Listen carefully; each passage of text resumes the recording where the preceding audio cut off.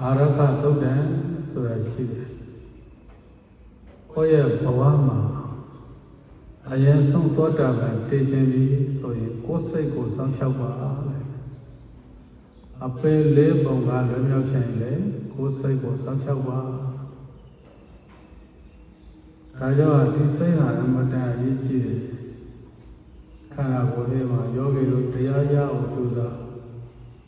ဟောတရားရရင်သောတာပန်တည်ကောင်းပါပဲသဂရကဖြစ်ကောင်းပါပဲအနာကဖြစ်ကောင်းပါပဲအတ္တဖြစ်ကောင်းပါပဲအဲ့ဒီအရင်ဆုံးသောတာပန်ဖြစ်ရှင်တဲ့ပုဂ္ဂိုလ်ကစိတ်တ ानु ပဒနာကိုရှုပွားကြပါယေပြေတော်ကြည့်ပြေတော်ရေးစိတ်နှာခေါင်းဝါနိုင်လေးစိတ်ဟိုယဘူလေးစိတ်အာရအိုက်လေးစိတ်ကိုယ်လို့စိတ်ကစိတ်ကိုပဲကြည့်စိတ်ဆိုတာတုံ့ပြန်မရှိဘူးသဘောဖြစ်ပြီးတော့သဘောပြည့်စုံတာဟိုစိတ်ကိုအေးရှမ်း